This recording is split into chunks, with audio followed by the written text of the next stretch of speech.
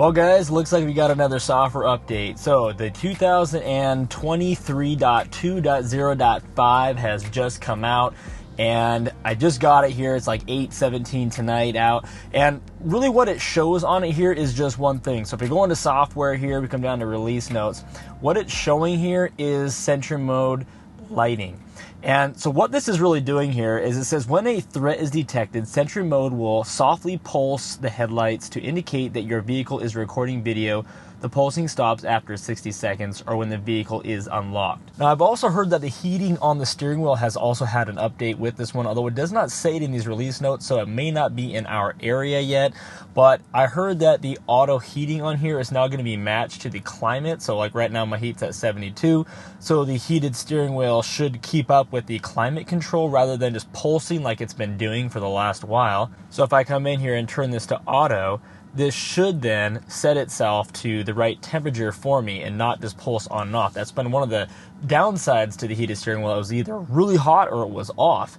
So we're going to take a look and see. And one thing that I don't know to verify, and you guys can look at this and tell me, is down here when we're on our climate control, it now shows two different lines above the steering wheel, rather than having, let's see if I can zoom in a little bit, rather than it, actually I don't know what it had before, I never paid that close attention, but now that's on auto on there. I don't know if that makes much difference. So here's how we're going to test this. We're going to go back into this, and I'm going to turn down the climate. So I'm going to slide this way down here to low, and I wanted to see what that does to the steering wheel. So before it was like it's either on or it was off. So let's just see if that has any input on the heat of the steering wheel. Right now it's just sort of warm. So even though I put the temperature now down to 70, we'll go to 60 degrees, I guess, it hasn't changed at all in terms of the little squiggly lines above the steering wheel. So I'm hoping that that actually does work. And I think that is on. Yeah, so that is on. Okay, I tapped it again. Now it went to 2 lines still, but it has the ability to go to 3 because it did show that. I wonder if I adjust the seats, if that has any impact on it. What if I tap on the steering wheel itself? Okay, that did set it down to 1. So you got 2, all red.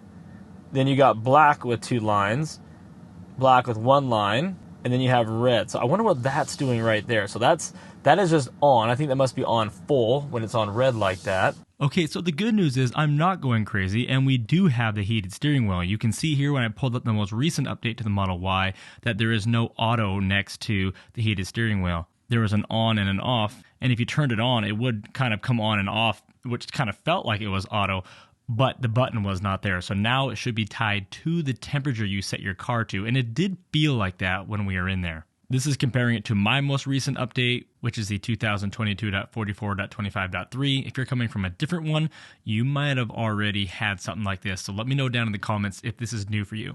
Anyway, this may take some time to actually feel to see if it actually is working. It doesn't say in these release notes, so I guess we'll have to wait and see on that.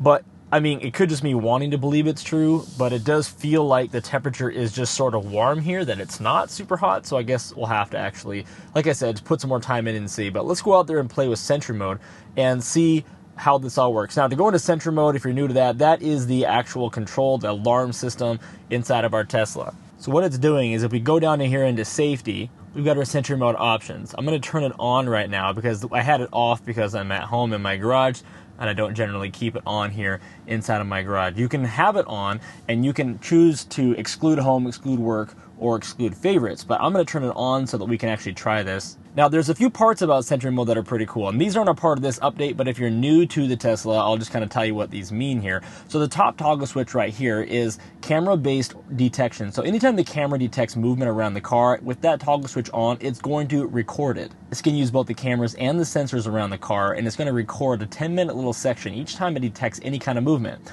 But if you turn that off, what it's going to do is it's only going to record things that it detects as an emergency. And if you click on the indicator there, or I guess it says physical threat, not emergency. So you turn that off, it's going to do that. One of the reasons why some people do turn that off is because it just uses a lot more battery. So if you're going to be parked in an airport parking lot for a week or something like that, and you don't want to just drain your battery down because you need it to, have some battery to get home or something, You can turn that off, and then it's only going to record things that are actual emergencies, more threatening events, not every person that walks past with their travel bag. Now, I'm going to turn this one actually on. So disable Sentry sound. What that's going to do is when the car actually does detect an actual threat, then it's going to honk and make other sounds. Let me see if it tells us a little more information on there.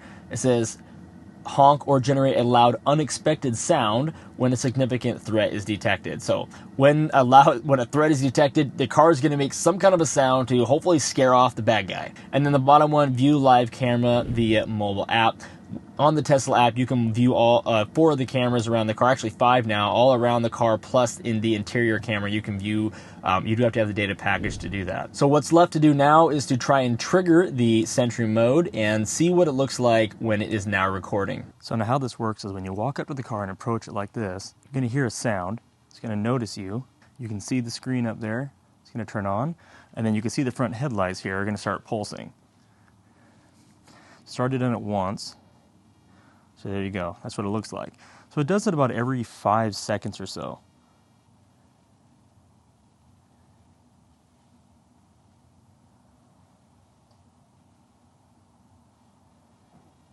Maybe a little bit more than that.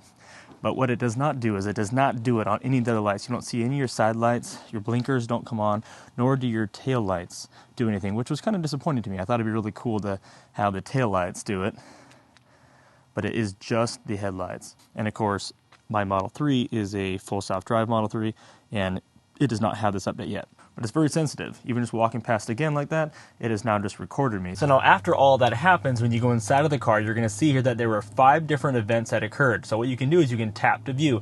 Now you need to have a recorder in here so you can actually change this and save this on something. But you can see here that we have the left view, the front view, and then we have the right and the rear view up there. You can all change between. So you can see like the right view right there, the rear view, that's me when I walked up to the car. So that's the actual event. And then down here at the bottom, that red dot is the actual event of what's happened, the reason why Sentry Mode came on. So we hit play right there.